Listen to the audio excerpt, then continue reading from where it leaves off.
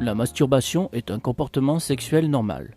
Mais, comme tout autre comportement, quand elle est surmenée, elle peut entraîner à la fois des déséquilibres psychologiques et physiologiques et des effets secondaires. La masturbation excessive serait de 2 ou plusieurs fois par jour. Plusieurs médecins recommandent de réduire la fréquence de la masturbation à seulement 2 ou 3 fois par semaine. Et pour une raison. D'abord, vous devriez savoir que la température interne du corps augmente avec la masturbation. C'est la raison pour laquelle vous vous sentez plus chaud ou parfois même en sueur après la masturbation.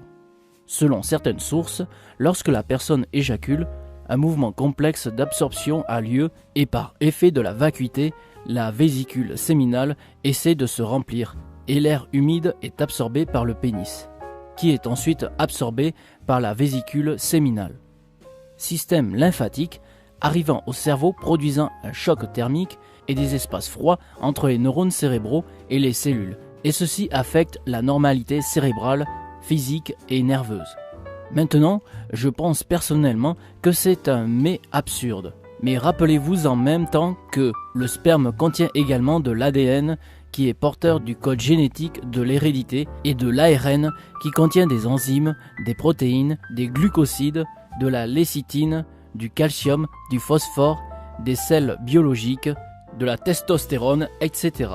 Lorsque l'éjaculation est effectuée, un très faible pourcentage de ces composants sont éliminés du corps. La perte de quantité excessive de calcium peut causer de la fatigue et de la douleur dans les os. Et vous devriez reconstituer les minéraux et nutriments qui sont perdus en quantité importante lors de chaque éjaculation, soit par un régime approprié, riche en ces minéraux ou par supplémentation. La surmastation, ou plus exactement la surexpression, stimule les fonctions nerveuses parasympathiques, ce qui entraîne une surproduction d'hormones sexuelles, DHT, acétylcholine, dopamine et sérotonine. Des taux anormalement élevés d'hormones sexuelles provoquent chez votre cerveau et vos glandes surrénales des changements excessifs dans la chimie du corps, avec de mauvais effets secondaires pour votre santé. L'un des effets secondaires de la masturbation est la perte de cheveux. Selon différentes études, au moment de l'éjaculation, une plus grande quantité de testostérone se transforme en DHT, une hormone qui est plutôt agressive pour les follicules pileux. Cette hormone est connue pour attaquer et réduire la taille des follicules pileux, et il est considéré par la science comme l'une des principales causes de l'amincissement des cheveux. Si cela vous fait penser que vous devriez avoir moins de sexe, attendez.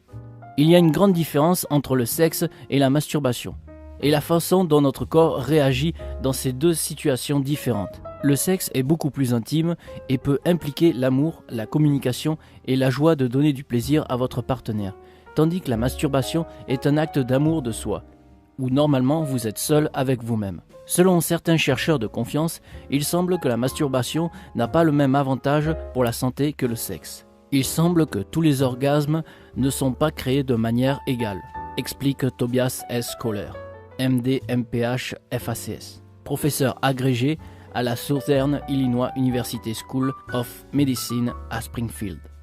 Différentes études montrent que les rapports sexuels ont toutes sortes d'avantages pour les hommes pour la tension artérielle, la santé du cœur et la prostate, et la circulation sanguine.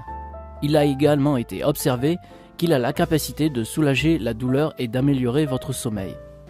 On pourrait penser que la masturbation le serait aussi, mais selon le professeur, la composition du sperme est différente, et si on se masturbe au lieu d'avoir des rapports sexuels, à cause de la situation différente. Pourquoi cela serait-il une différence si vous éjaculez pendant le sexe ou seul ? Eh bien, notre corps semble réagir d'une manière différente à cause de l'attitude mentale différente que vous avez lorsque vous êtes seul ou avec votre partenaire. Cela signifie que vous pouvez profiter du sexe avec votre partenaire autant que vous le souhaitez. Au contraire, les personnes qui se masturbent peuvent avoir des problèmes de concentration et de mémoire, ce qui est censé être un signe évident d'une trop grande perte d'acétylcholine. Selon certaines sources autorisées, le surménage peut également drainer les nerfs moteurs et les terminaisons neuromusculaires, en le remplaçant par trop d'adrénaline, ce qui est la cause de la perte de mémoire, du manque de concentration et du flot des yeux.